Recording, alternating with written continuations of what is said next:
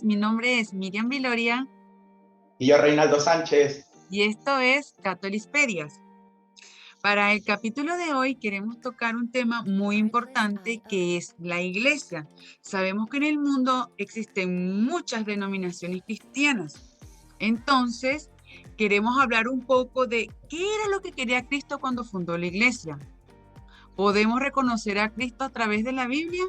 ¿Y acaso Dios se contradice en su palabra?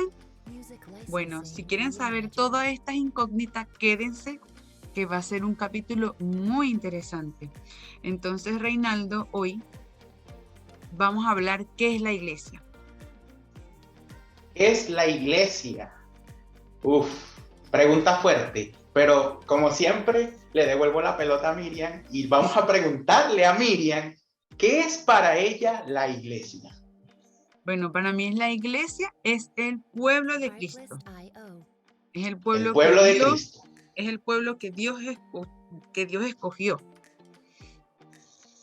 A ver, ¿qué aparte de pueblo de Cristo, has escuchado alguna otra palabra con la que se describa a la iglesia? Es el templo del Espíritu Santo. ¿Qué más? Es la asamblea, el pueblo Ok, escogido. la asamblea es la esposa de Cristo, es la cabeza de Cristo, es el rebaño del pastor, el redil, el pueblo escogido de Dios, la asamblea, la iglesia. Todos estos nombres acompañan a lo que es esta reunión de creyentes que siguen a Cristo desde que Cristo vino e hizo su misión de salvarnos del pecado cuando vino a la tierra. Pero en un concepto un poquito más de diccionario dice, es el pueblo que Dios convoca y reúne desde todos los confines de la tierra para construir la asamblea de todos aquellos que por la fe y el bautismo han sido hechos hijos de Dios, miembros de Cristo y templos del Espíritu Santo. Esa vendría siendo una definición de diccionario, pero la Biblia ciertamente nos entrega un concepto más detallado con sus versículos de lo que podría ser la iglesia. Miriam, ¿nos puedes hacer los honores? Vamos a leer hoy 1 de Corintios capítulo 12, así que todos con Biblia en mano, y dice, porque así como el cuerpo es uno y tiene muchos miembros, pero todos los miembros del cuerpo, siendo muchos, son un solo cuerpo, así también Cristo. Porque un solo espíritu fuimos todos bautizados en un cuerpo, sean judíos o griegos, sean esclavos o libres, y a todos se nos dio a beber de un mismo espíritu. Páralo ahí. Stop. Dice, fíjate que decía, así como el cuerpo es uno, también es el cuerpo de Cristo. Primera clave, uno. Estamos viendo uno por ahí. Continúe con la palabra de Dios. Además, el cuerpo no es un solo miembro, sino muchos. Si dijera el pie, ¿por qué no soy mano? No soy del cuerpo. ¿Por eso no será del cuerpo? Y si dijere oreja, ¿por qué no soy ojo? ¿No soy del cuerpo? ¿Por eso no será del cuerpo? Si todo el cuerpo fuese un ojo, ¿dónde estaría el oído? Si todo fuese oído, ¿dónde estaría el olfato? Mas ahora Dios ha colocado los miembros, cada uno de ellos, en el cuerpo, como Él quiso. Porque si todo fuera... Fíjense que la Biblia está mencionando ahora todos los miembros del cuerpo, pero no deja de ser un cuerpo. Hablan de las manos, hablan de los ojos, hablan de la nariz, de la boca, la cabeza, pero todos forman parte del cuerpo. Es importante, entonces, primera palabra clave, uno. Segunda, cuerpo. Continúe, por favor. Porque si todos fueran un solo miembro, ¿dónde estaría el cuerpo? Pero ahora son muchos los miembros, pero el cuerpo es uno solo. Ni el ojo puede decir a la mano, no te necesito, ni tampoco la cabeza a los pies, no tengo necesidad de vosotros. Antes bien, los miembros del cuerpo que parecen más débiles son los más necesarios. Y aquellos del cuerpo que nos parecen menos dignos, a estos vestimos más dignamente, y los que en otros son menos decorosos se tratan con más decoro. Porque ¿A lo qué se que referirá, Miriam, a qué se referirá esto cuando dicen a quienes, perdón, antes bien los miembros del cuerpo que parecen más débiles son los más necesarios y aquellos del cuerpo que nos parecen menos dignos, a estos vestimos más dignamente? ¿A qué crees tú que quiere señalar la Biblia en este punto? Porque aquí lo que trata de decir es que como que todos somos iguales e igualmente necesarios ante los ojos de Dios. Por eso es que decía de que y aquellos del cuerpo que nos parece menos dignos, a esto vestimos más dignamente, y los que nosotros son menos decorosos, se tratan con más decoro, porque los que en nosotros son más decorosos no tienen necesidad, pero Dios ordenó el cuerpo, dando más abundante honor al que le faltaba. Hay como un llamado, ciertamente, un llamado a la igualdad. A la ¿A cuál igualdad. igualdad? La que decían desde un principio que ya la iglesia no es solo para judíos, sino también para el griego, para el esclavo, para el negro, para el alto, el bajito, el gordo, el flaco, porque la iglesia está abierta para todos. Y cuando hace mucho énfasis en aquellos que están vestidos con menos decoro y son los que justamente tratamos con mayor dignidad, es porque la iglesia se abrió para los pecadores.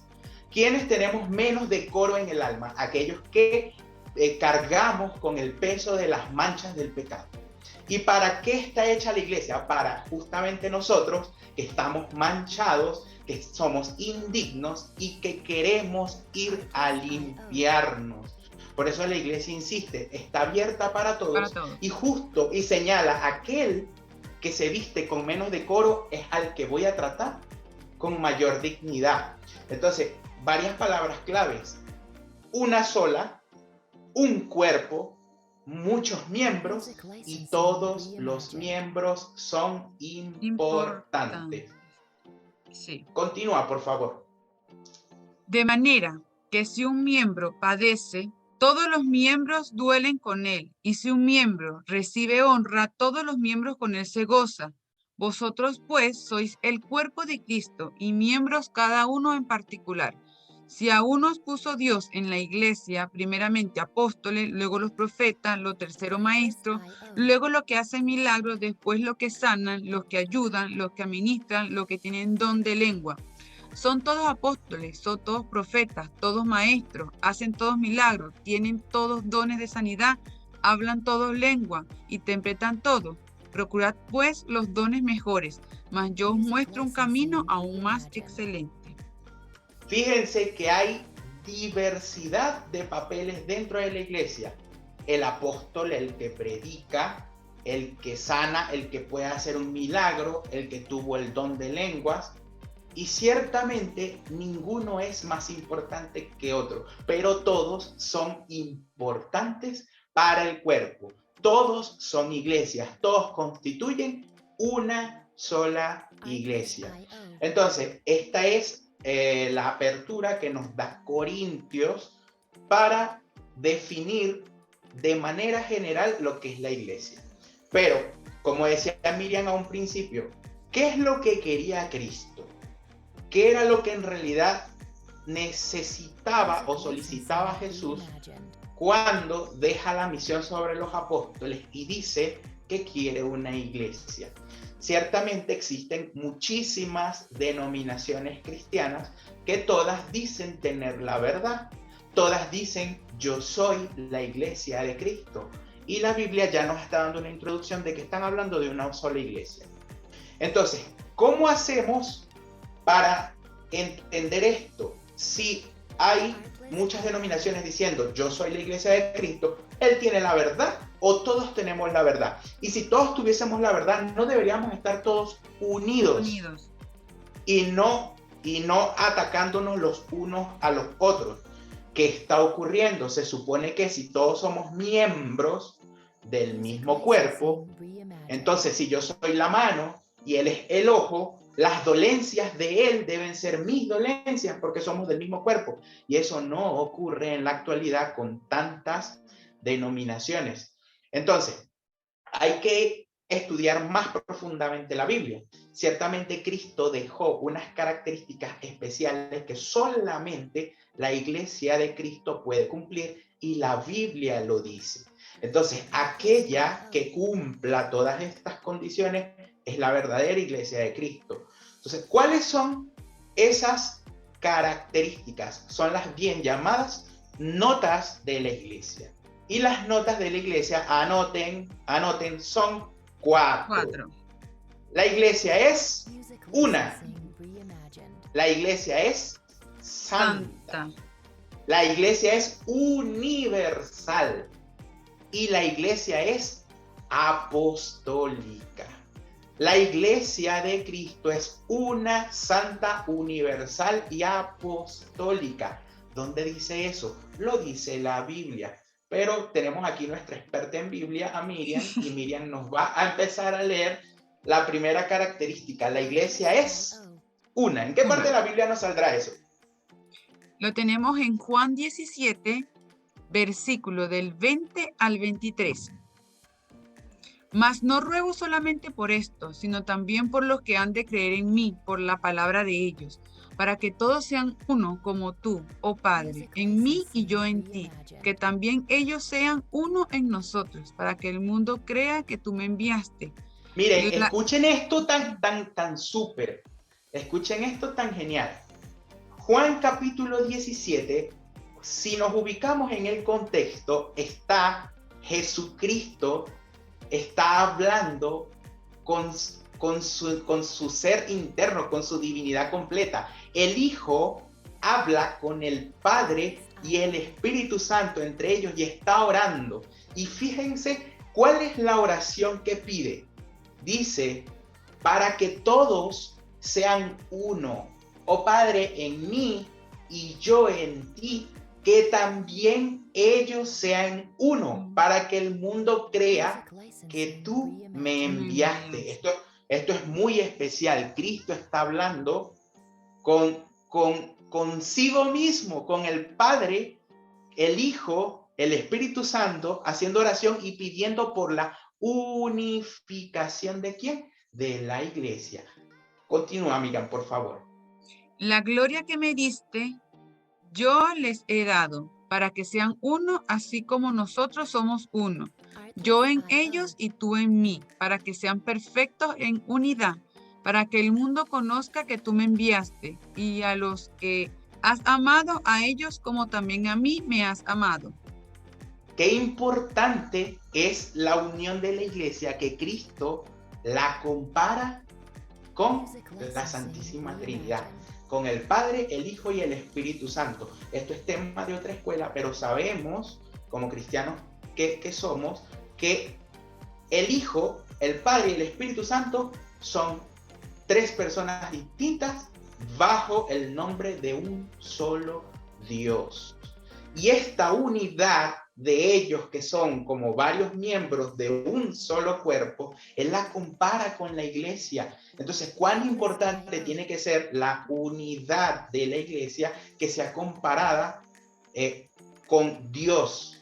Que el mismo Jesucristo la tome y la compare consigo mismo y pida de entre su ser que esto se cumpla. Entonces, ¿podemos seguir hablando de la unidad del cuerpo de Cristo, Miriam? Sí, tenemos más versículos bíblicos. Busquemos ahora Efesios 4, versículo del 1 al 6. Por eso yo, que estoy preso por la causa del Señor, les ruego que vivan de una manera digna del llamamiento que han recibido, siempre humildes y amables, pacientes, tolerantes unos con otros en amor. Esfuércense por mantener la unidad del Espíritu mediante el vínculo de la paz.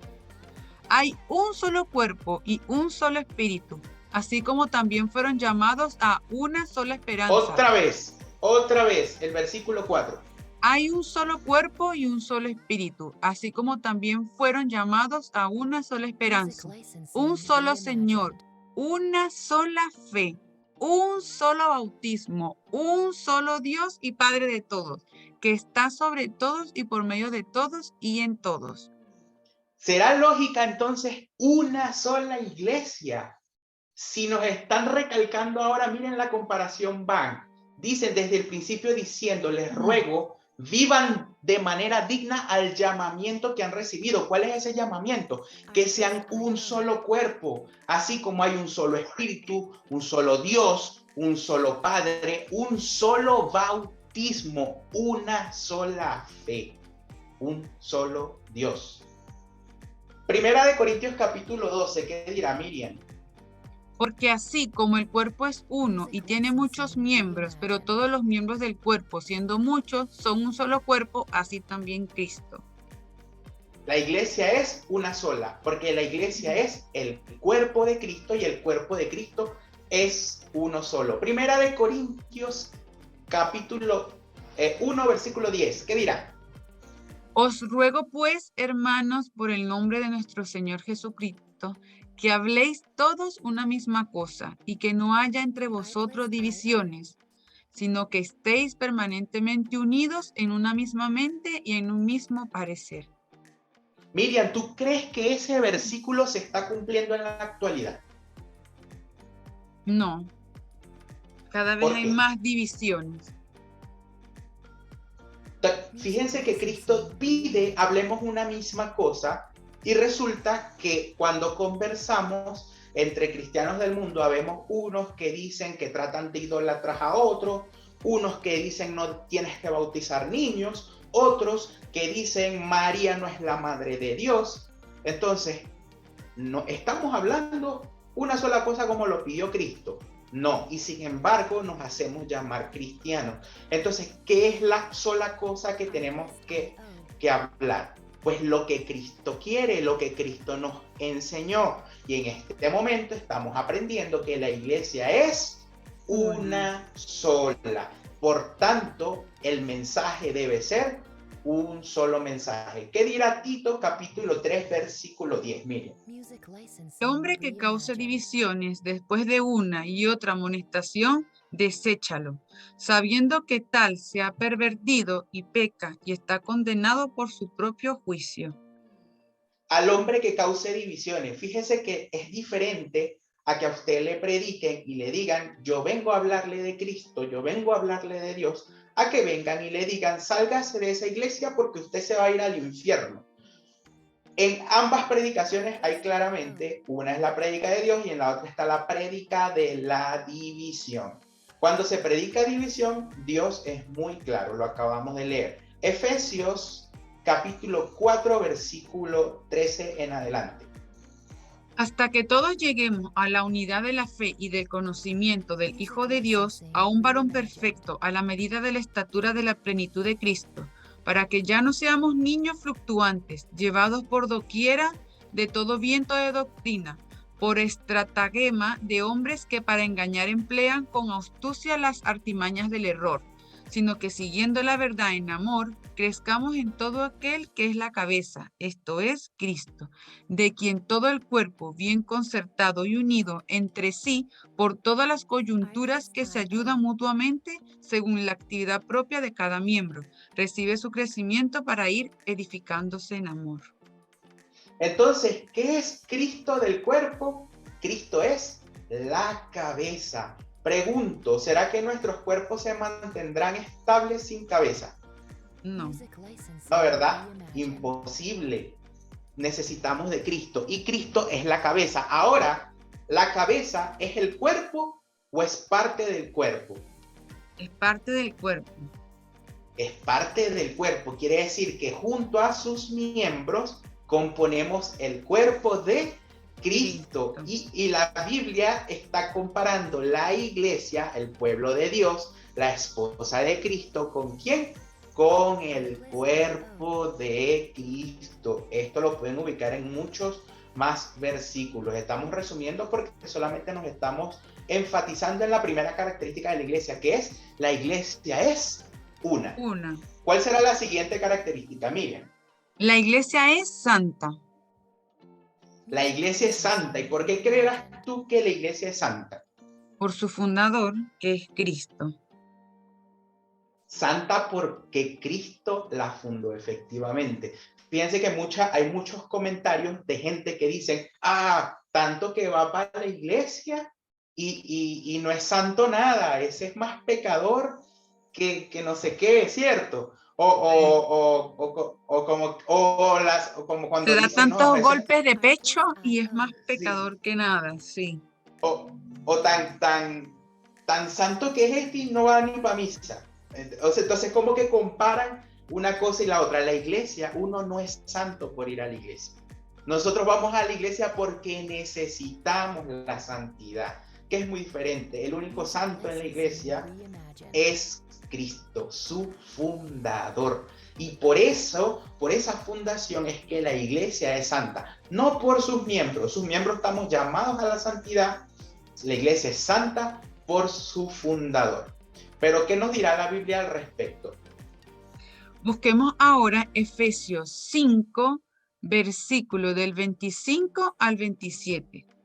Maridos, amad a vuestras mujeres, así como Cristo amó a la iglesia y se entregó a sí mismo por ella, para santificarla, haciéndola purificado en el lavamiento del agua por la palabra, a fin de presentársela a sí mismo, una iglesia gloriosa que no tuviese mancha ni arruga ni cosa semejante, sino que fuese santa y sin mancha.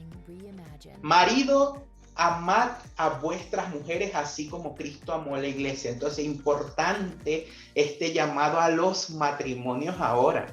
Miren cómo Cristo ahora compara la relación que él tiene con su iglesia con la relación que deberían tener los esposos, sus maridos con su mujer, sus mujeres con su marido. Ámense, ámense, así como Cristo amó a la iglesia. Por eso es que la iglesia también es llamada la esposa de Cristo, porque él la compara con un matrimonio. ¿Y Cristo qué hace para esa iglesia? La santifica, él la santifica para sí mismo. Ya la iglesia es santa. La iglesia ha sido atacada desde sus inicios por los emperadores romanos, las guerras, las persecuciones, los martirios, las divisiones, las reformas, las contrarreformas, las denominaciones cristianas distintas, y lleva 2000 años parada, levantada y con la mayor cantidad de cristianos en el mundo. Entonces, ¿cómo algo que es tan atacado tiene tanta fuerza? Porque Cristo es su fundador. La iglesia es santa por su fundador, como nos decía Miriam. Entonces, ya hemos visto que la iglesia es una. La iglesia es santa. La iglesia es universal. Y antes de entrar a hablar del término universal, a nadie le suena raro, a nadie le molesta que uno diga la iglesia es universal. Pero si yo digo la iglesia es católica, se alza la controversia. Sí. Explotan cabezas. ¡Bum! ¡Bum! La iglesia es católica. Acabo de mundo. ¿Qué estás diciendo? Mundo. Me salgo del canal de los muchachos. Ya no los quiero ver. Espérense. Mantengan la suscripción, mantengan el me gusta. Esto se tiene que explicar.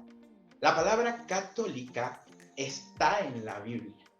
¿Cómo vas a decir eso? ¿Dónde dice eso? ¿En qué parte de la Biblia sale la palabra católica? La palabra católica aparece en la Biblia en su traducción original. Señores, dejen de leer la Biblia y asumir que las palabras que se usan son las que usted lee en español. Eso es una traducción. Y la traducción para católico es universal. La palabra católica viene de la palabra de su derivado catolique, del griego, que significa justamente esto, universal. Es decir, que si usted lee una Biblia, un Nuevo Testamento escrito en su idioma original, va a encontrar la palabra católique. Así que la palabra católica sí está en la Biblia y se refiere a la iglesia de Cristo cuando trata de describir la tercera nota, que es que la iglesia es universal. Pero antes de hablar de Biblia, Miriam, ¿por qué crees tú que dicen que la iglesia es universal, que la iglesia es católica? Porque se supone que la iglesia llegó para todos. Al principio hablamos que la iglesia era para todos, independientemente de la función que cumpla en el mundo, apóstoles, profetas, profesores, y que todos somos miembros de la iglesia, bien sea aquí Es, y en la otra parte del mundo. Por eso es universal, porque estuvo abierta para todos. exactamente. Fíjense que desde un principio hemos hablado de eso. La iglesia es para todos, y si la iglesia es para todos, tiene que ser una iglesia universal donde todos caben. Cuando estamos en el Antiguo Testamento, Dios habla exclusivamente del pueblo judío. Y todo era para el pueblo judío. ¿Por qué? Porque el pueblo judío fue el elegido para que luego de allí proviniese Cristo, y Cristo abriría las puertas del mundo de Dios para todos. La iglesia nace con Cristo, no antes de Cristo, nace con Cristo.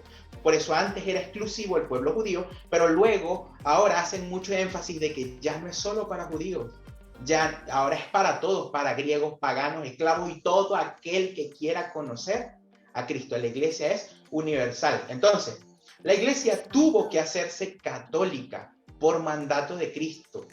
Si nos vamos al diccionario, la definición de católico dice: el término griego católicos, escrito con K, que llegó al latín tardío como catholicus y luego al castellano como católico, puede traducirse como universal. Yo hablé del griego católique, y este adjetivo que alude a aquello que resulta común o que abarca a todos. Entonces, cuando usted le digan la palabra católico no aparece en la Biblia, usted le tiene que responder: no aparece en tu traducción, porque tu traducción es español, es castellano. La palabra que se utiliza es universal, pero si nos vamos al idioma original en el que se escribió el Nuevo Testamento, la palabra sí aparece, porque como decíamos en clases anteriores, ¿cuál era el idioma que gobernaba en ese tiempo? El griego, ¿cierto? Y después empezó el latín. Las primeras traducciones de la Biblia fueron en griego y en latín. ¿Gracias a qué? A que se utilizaba el canon alejandrino, influencia de la ciudad de Alejandría. Pero ¿qué nos dirá la Biblia al respecto? ¿Será que la Biblia sí habla un poquito de la universalidad de la iglesia? Sí habla. Así que busquemos Mateo 28, versículo del 18 al 20. Y Jesús se acercó y les habló diciendo: toda potestad me es dada en el cielo y en la tierra. Por tanto, id y haced discípulos a todas las naciones, bautizándolos en el nombre del Padre, y del Hijo, y del Espíritu Santo, enseñándoles que guarden todas las cosas que os he mandado. Y he aquí, yo estoy con vosotros todos los días hasta el fin del mundo. Amén. ¿Y qué dijo Jesús? Vayan a todas las naciones. Jesús no dijo vayan a Israel, Jesús no dijo vayan solo a América, Jesús no dijo vayan solo a Chile, solo a Venezuela. Jesús dijo a todas las naciones y bautícenlos. Y fíjense que de una vez da el primer sacramento, el de apertura, el que te hace miembro de la iglesia. Bautícelo en el nombre del Padre, del Hijo y del Espíritu Santo. Esto es parte de otra clase, pero aprovecho de hacer el spoiler. En este versículo, Jesucristo enseña la fórmula correcta del bautizo. No se bautiza en nombre de Cristo, no se bautiza en nombre de Jehová, se bautiza en el nombre del Padre, del Hijo y del Espíritu Santo. Y el versículo que viene que dice: enseñándoles lo que Cristo les ha dado. Es decir, fueron bautizados primero y luego enseñados. Esto me hace pensar que entonces el bautizo para niños sí es correcto, ya que existe la controversia de que se dice no puedes bautizar a un niño porque tú aún no le has enseñado lo que Cristo ha dado. Él no sabe lo que está recibiendo. Pero el bautismo va mucho más allá de esas simples palabras. Esto es cuestión de otra clase, pero aprovecho para que tengan el versículo que Cristo dijo: bautizó primero y después les enseñó, dicho por el mismo Cristo, no por el pastor. El mismo Cristo lo dijo: bauticen primero, luego les enseña a todas las naciones. Entonces la iglesia de Jesucristo es universal porque es para todas las naciones. Pero ¿qué otro versículo tenemos? Tenemos Hechos 1, versículo del 8 y dice, pero recibiréis poder cuando haya venido sobre vosotros el Espíritu Santo, y me seréis testigo de Jerusalén, en toda Judea, en Samaria y hasta lo último de la tierra. Seréis testigo y desde Jerusalén, Judea y hasta lo último de la tierra. Cristo nuevamente está haciendo énfasis en la universalidad de la iglesia. Recuerden que acá no se están tomando todos los versículos, estamos tomando algunos ejemplos para que el video no se nos haga tan largo, pero quiero que se entienda que la iglesia es para todos, la iglesia es universal, por ende la iglesia es católica. Entonces, la iglesia es una, santa, católica. Nos falta hablar de los apóstoles y su participación dentro de la iglesia, que es un pilar muy fundamental. La iglesia es apostólica. ¿Por qué será que la iglesia será apostólica? Pero antes de que Miriam nos empiece a leer todos esos versículos, le quiero hacer una pregunta acá a nuestra compañera. Miriam, ¿qué entiendes tú por sucesión apostólica? Cuando Cristo vino a la tierra, Él unió a 12 discípulos, que eran los 12 apóstoles. Entonces, a ellos los mandó a los confines de la tierra a llevar su palabra. Y de ahí comenzó la sucesión apostólica. A ver, pero entremos un poquito más en detalle. Ya me estás diciendo que la sucesión apostólica obviamente depende de los apóstoles que estaban regados por el mundo. Pero ¿qué dejaron ellos como clave para que nosotros en la actualidad podamos hablar de sucesión? Porque ellos mandaron a pastorear la iglesia, a cuidarla, a enseñarla y llevar el mandato que Cristo dejó, que era ir a ser cristiano y a ser discípulo. Exactamente, hacían cristianos, hacían discípulos, pero los apóstoles eran inmortales. No, por eso ellos dejaban la sucesión, porque tenían que quedar de generación en generación. Es decir, básicamente entregaban sus responsabilidades a otro de sus discípulos. Así como Cristo vino a la tierra, los eligió a cada uno de ellos, les enseñó. Los apóstoles también, cuando estaban en todas las naciones, tenían sus discípulos, les enseñaban para que se fuese transmitiendo la enseñanza de Cristo de generación en generación, porque se sabía que iban a morir. Y si queremos una iglesia que no muera, tenemos que depender de esta sucesión.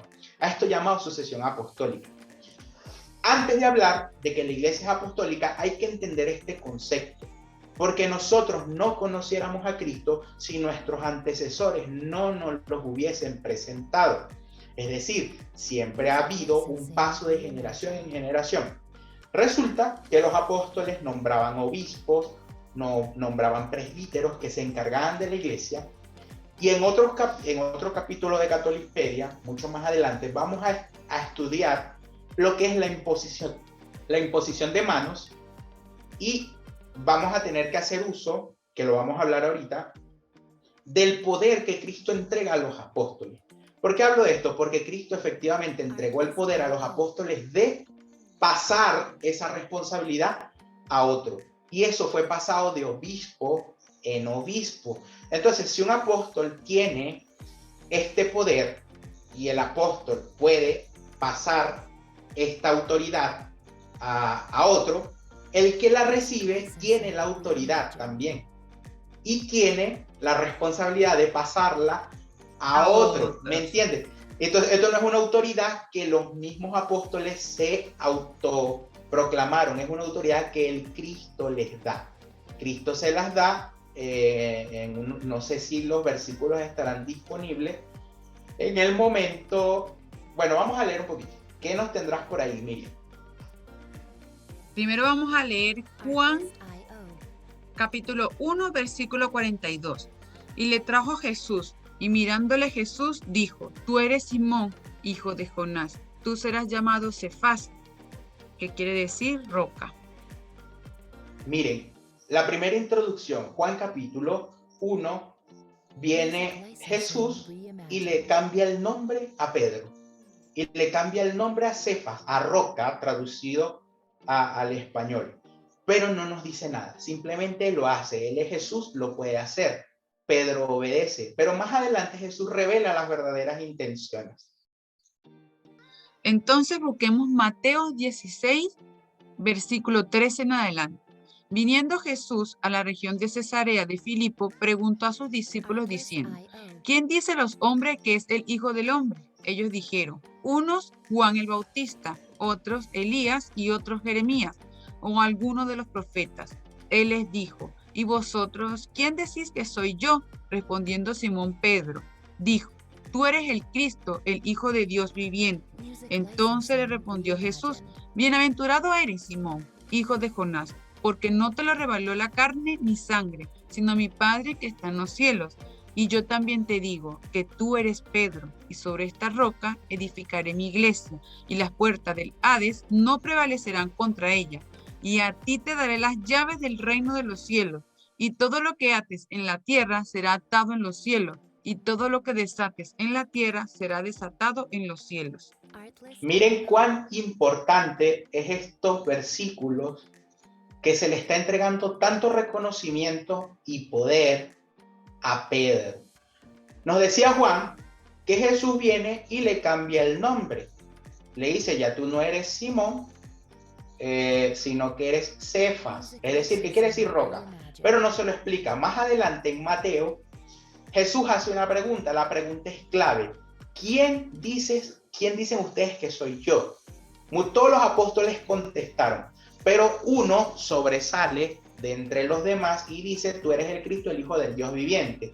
¿Y qué le dice Jesús? Bienaventurado eres, porque esto no te lo reveló la carne ni la sangre, sino directamente mi Padre, Dios. Es decir, Dios impulsa a que Simón, Pedro, sea el que responda. ¿Por qué? Porque ahora más adelante Cristo va a hacer una afirmación. ¿Y cuál es la afirmación? Dice, yo te digo que tú eres Pedro, y sobre esta roca edificaré mi iglesia. Jesucristo lo dice así, tú eres Pedro, y sobre esta roca, sobre el significado de Pedro, porque se lo dijo anteriormente, por algo le cambió el nombre y se lo explicó. Le dijo, te estoy cambiando el nombre, no le dijo por qué, el por qué se lo está revelando en este momento. Tú eres Pedro y sobre esta roca edificaré mi iglesia en singular, no lo dijo mis iglesias en plural. Jesucristo sigue insistiendo en la unidad de la iglesia,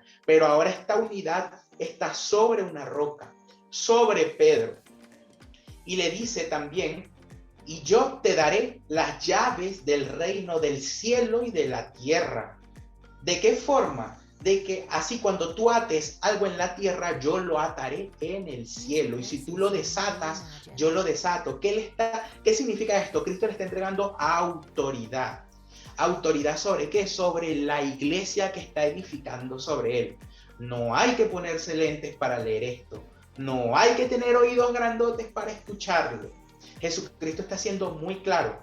Existen interpretaciones tan erradas que dicen, a ver, estamos leyendo un libro, pero te lo explican como si estuviésemos viendo una película, porque necesitamos imágenes inventadas para poder entender la siguiente interpretación que voy a hacer. La siguiente interpretación dice de esta forma: tú eres Pedro, y sobre esta piedra edificaré mi iglesia. Entonces, esta interpretación es dada por muchas otras denominaciones para poder quitarle importancia a Pedro dentro del papel apostólico que tiene sobre la iglesia. ¿Por qué? Porque a otras denominaciones no les conviene que la iglesia sea apostólica. ¿Por qué? Porque no tienen sucesión.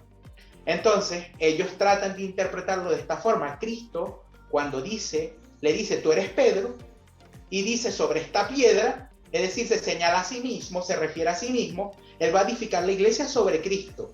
A ver, para nadie es un secreto que Cristo es la cabeza de la iglesia, pero cuando él se refiere a Pedro, primero, lo lógico del contexto, hay que saber leer.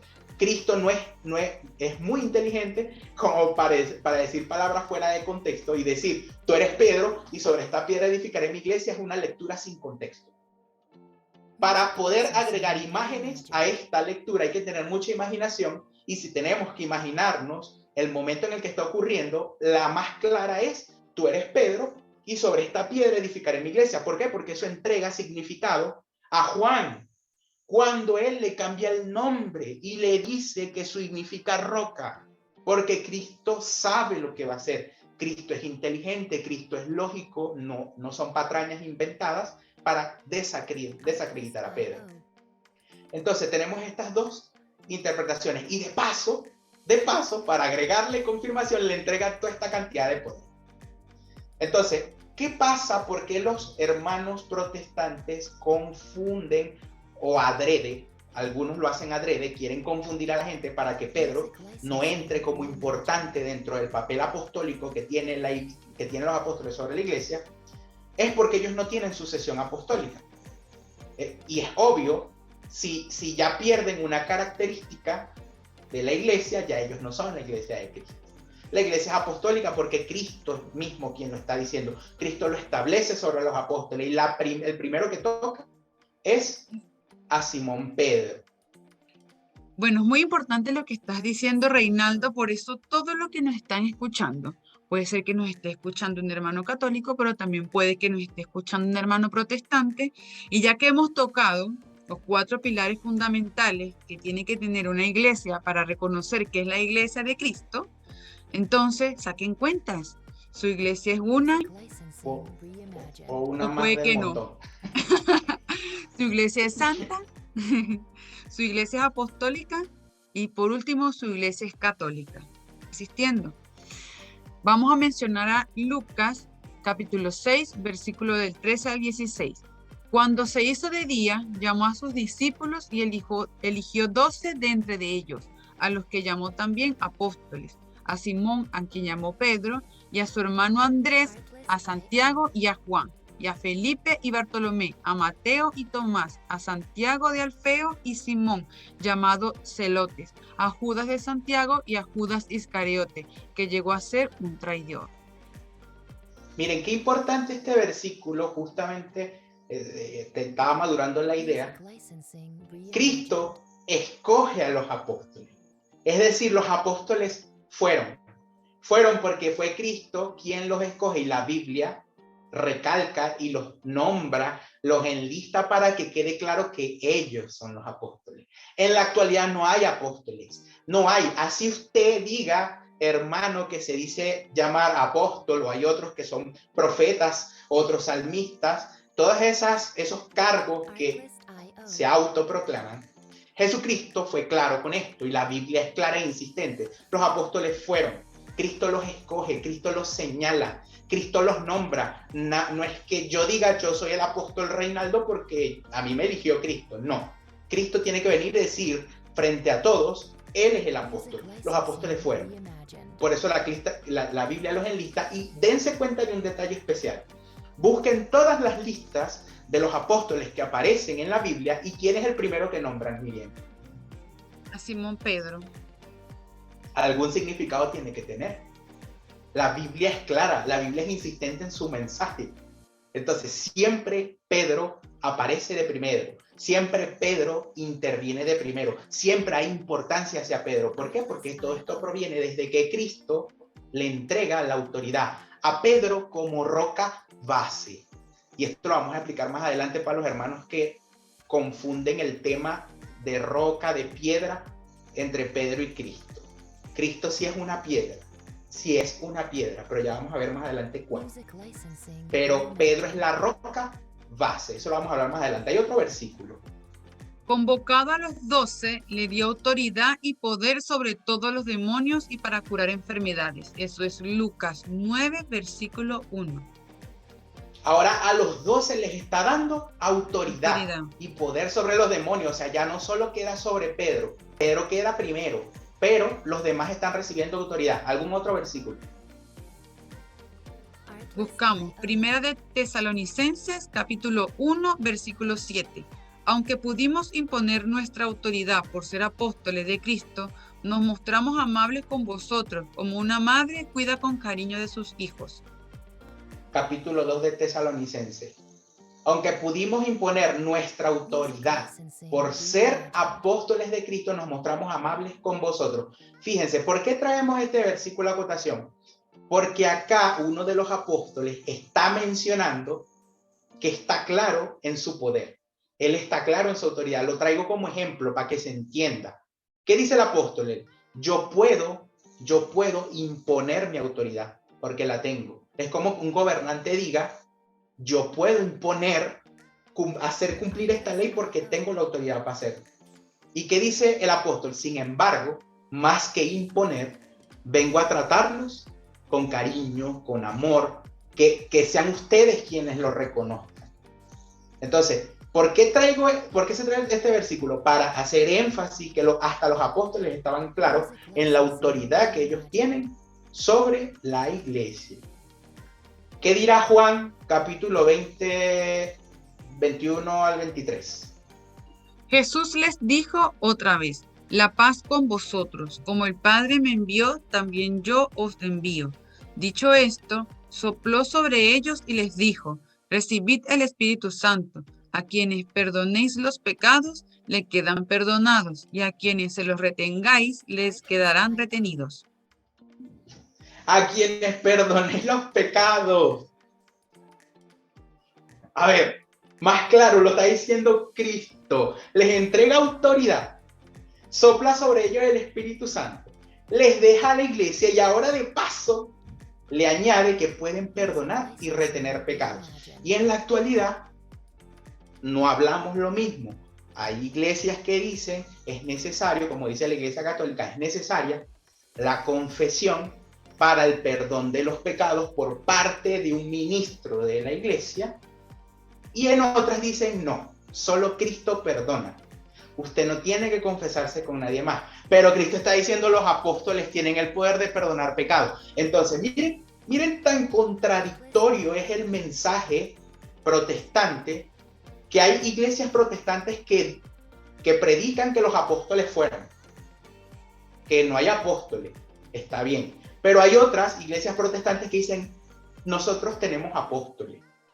Pero al mismo tiempo predican, no se pueden perdonar pecados. Los apóstoles no perdonan pecados. O sea, si ellos dentro de su lógica extraña se autoproclaman apóstoles y leyeran un poquito la Biblia, deberían también decir que pueden perdonar pecados. No, bueno, para llevar el mensaje más para el barranco, ¿no?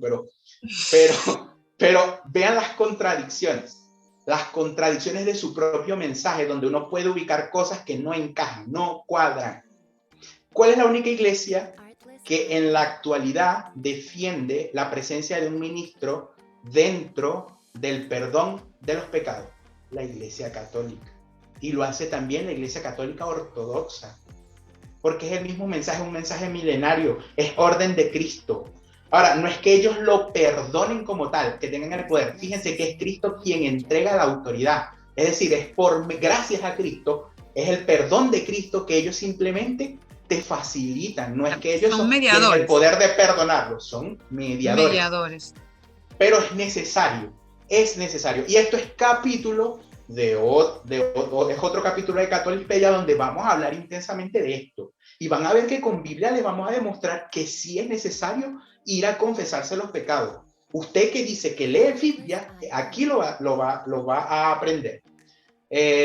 Otro versículo. Estamos viendo bastante autoridad tienen los apóstoles.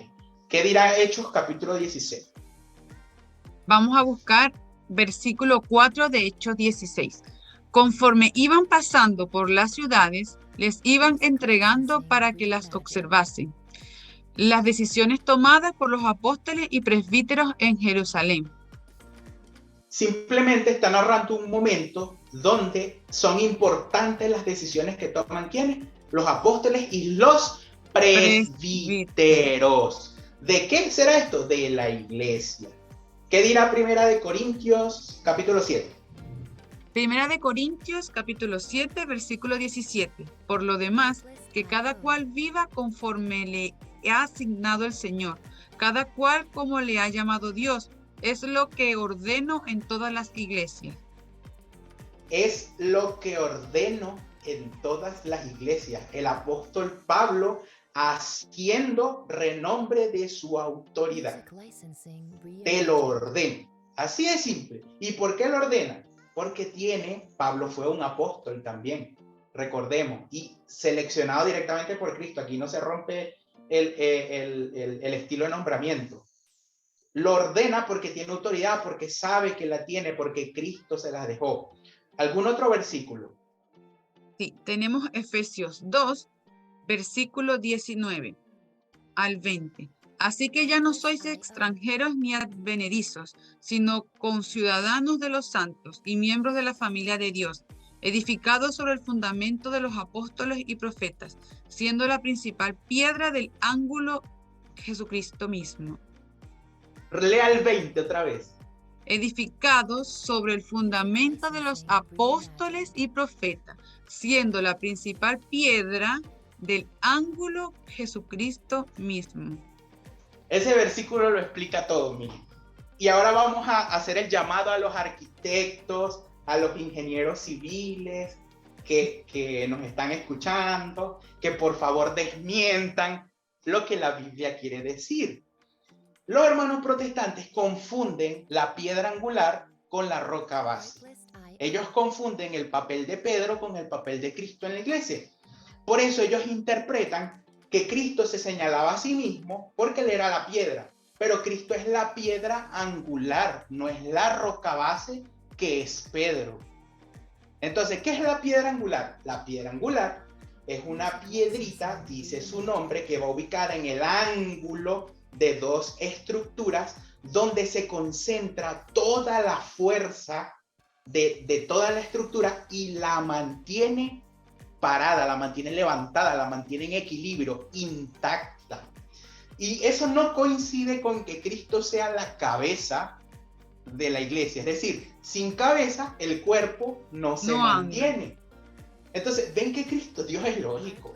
Dios es lógico. Dios no se contradice, no dice mensajes que se cruzan tan raro. Entonces, Cristo es la piedra angular. Cristo es la cabeza del cuerpo. Entonces, ¿quién es Pedro? ¿Por qué Pedro también es piedra? Porque Pedro y los apóstoles son los fundamentos, la base, es decir, la parte de abajo. Cuando usted compra un terreno y va a construir una casa, ¿qué es lo primero que pone? La losa. Y la losa tiene que ser fuerte, porque si la losa no es fuerte, sus columnas se vienen abajo y también se puede caer la iglesia. Entonces, la iglesia depende del fundamento de los apóstoles y de Cristo, que es su cabeza, su piedra angular. Es allí la diferencia. Entonces, Pedro es la roca base de la iglesia, sobre quien Jesucristo edifica su iglesia, su única iglesia. Y Cristo es la piedra angular que mantiene la columna de los apóstoles y de todos sus miembros en equilibrio, porque Él es la cabeza, el que soporta todo, el que recibe todo. Todo el equilibrio de la iglesia está en Cristo. ¿Cuál es la única iglesia que defiende a Simón Pedro como roca base de su fundación?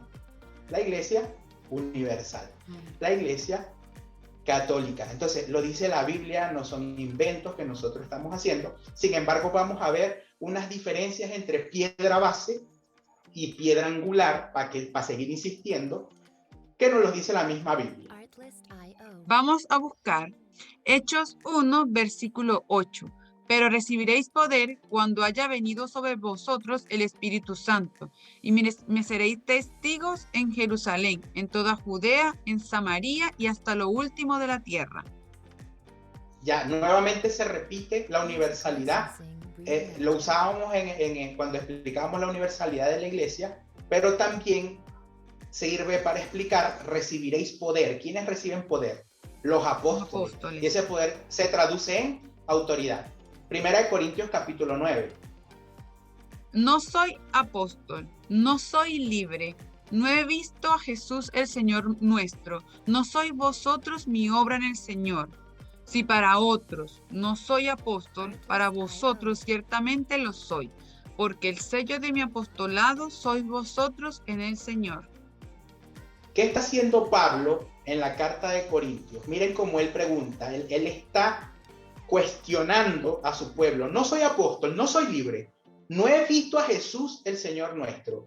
¿Acaso ustedes no son mi obra en el Señor? Los está retando, los está cuestionando, o sea, les quiere poner la duda a propósito para que ellos recuerden que Él es un apóstol de Cristo, que tiene la autoridad, que tiene el poder, que tiene la responsabilidad de la iglesia sobre Él. Juan capítulo 20.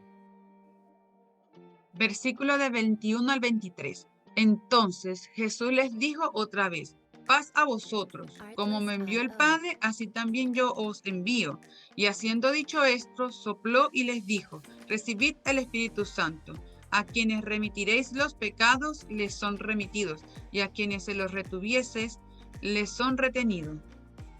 No hay mucho que hablar. Ahora Juan nos está reafirmando el mensaje, que dirá también el mismo libro de Juan en el capítulo 17. Vamos a buscar el versículo 20. Mas no ruego solamente por estos, sino también por los que han de creer en mí por la palabra de ellos. Jesús dice, no ruego solo por esto, sino en los que van a creer en Él por la palabra de ellos. Es decir, Jesús está rogando por los apóstoles y está rogando por nosotros. ¿Por qué? Porque ruega por los apóstoles, que son los que van a llevar la palabra de Él, y nosotros somos los que deberíamos creer en los apóstoles. Correcto, en la palabra de los apóstoles de Cristo está orando por la iglesia entera. ¿En base a quién? Al apostolado. Mateo capítulo 10. Versículo 40. El que a vosotros recibe, a mí me recibe, y el que me recibe a mí, recibe al que me envió. Jesucristo refiriéndose a los apóstoles. El que recibe un apóstol de Cristo, recibe a Cristo. Entonces, es muy importante que se diferencie que los apóstoles son columnas y son base de la iglesia.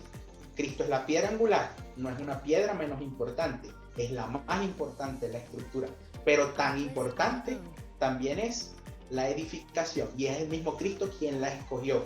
No es Pedro quien trata de pasar por encima de Cristo, es Cristo entregándole la autoridad a los apóstoles para hacer de su iglesia una iglesia apostólica.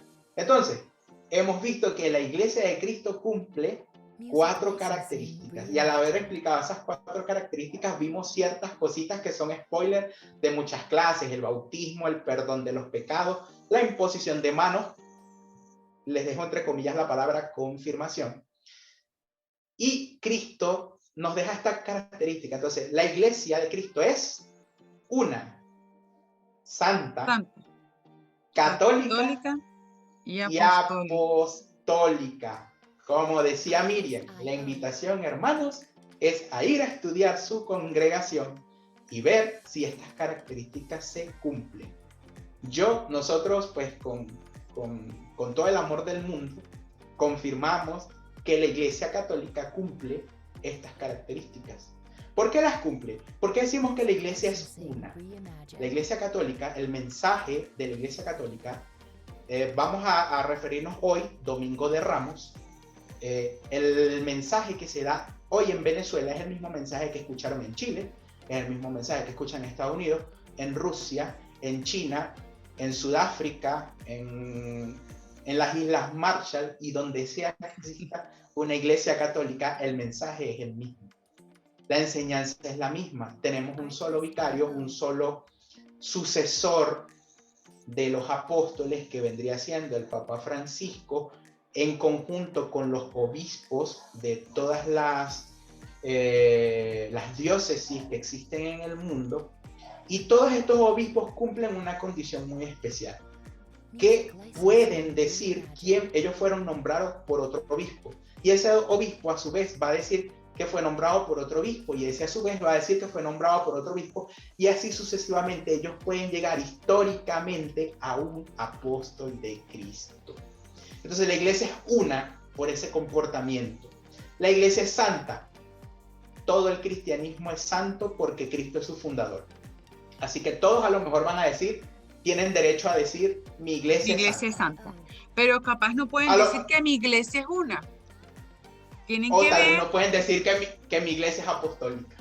Sí. Así que la idea es que se cumplan todas las cuatro. Y la iglesia es universal. Muy importante esto. Es universal, está presente su iglesia en todas las naciones del mundo. Logró propagarse, logró cumplir la palabra de Dios que dijo que iba a propagar la iglesia por todas las naciones. Porque si su congregación es una congregación de sector y nos vamos a otra ciudad y ya no los conocen, yo creo que no es muy universal. Y si usted se considera universal dentro de una denominación que dice, por ejemplo, ojo con esto, hay denominaciones pentecostales, yo soy pentecostal, se encuentra con otro pentecostal, se sienten como hermanos de un mismo redil, pero resulta que el hermano pentecostal A dice que los niños se pueden bautizar y el hermano pentecostal B dice que los niños no se pueden bautizar. No hablan el mismo mensaje y eso ocurre, e investiguen entre ustedes, porque si todos tienen algo en común, es lo único en lo que van a hablar en común, es en atacar a la Iglesia Católica. Eso es lo único común que existe. Pero en predicar la correcta enseñanza del mensaje de Cristo, la historia del cristianismo, que hemos estado conversando mucho sobre historia, la Biblia en sí y muchas costumbres que vienen del cristianismo primitivo, en todo eso se diferencia. Y la Iglesia Católica ha mantenido la tradición intacta. No lo digo yo, lo dice la Biblia y lo dice la historia a través de los tiempos. La Iglesia es una santa, católica y apostólica. Que aquí hablamos muy importante porque habla de la sucesión apostólica, lo que nosotros veníamos, que yo creo que ninguna otra iglesia va a poder cumplir, que es la sucesión de Pedro. Si nosotros vamos al Papa actual, como está diciendo Reinaldo, y nos vamos a través de la historia, vamos a llegar a la roca, que la roca era Pedro. Entonces, estas otras iglesias que vienen de divisiones, ¿cuándo fue su fundamento? ¿Cuándo se fundó? Por lo tanto, ya partiendo de esa idea, ya no es una iglesia fundada por Cristo. Es parte de una división. Una curiosidad, Miriam, en base a lo que estás diciendo. A pesar de que la Iglesia Católica en el primer milenio tuvo el cisma con la Iglesia Católica Ortodoxa. La Iglesia Católica Romana considera que la Iglesia Católica Ortodoxa es Iglesia de Cristo. Y la Iglesia Ortodoxa, a su vez, considera que la Iglesia Católica Romana es Iglesia de Cristo, a pesar de que existe el cisma. ¿Por qué ocurre esto? Porque ellos tienen sucesión apostólica. Pueden comprobar que tienen el mismo historial. ¿Hay una diferencia de fe? No, es la misma. Simplemente el cisma ocurrió por un tema político, más político que de creencia. Recuerden que en la historia de la iglesia, pues la iglesia también estuvo muy influenciada por los gobernantes, por muchas cosas que intervienen, pero bueno, eso es parte del proceso cultural que nosotros hemos tenido que vivir para llegar hasta donde estamos ahora.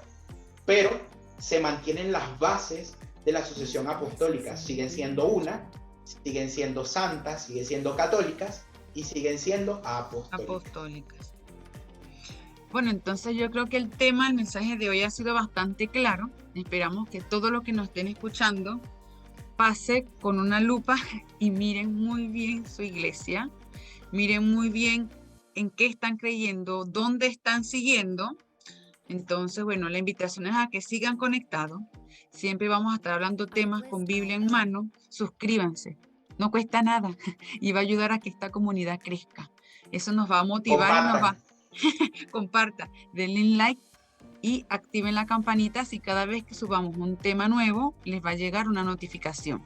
Nosotros vamos a estar aquí trabajando por ustedes, creando contenido de calidad y bueno, nos vemos entonces en un nuevo capítulo de Catolispedia. Gracias a Diosito.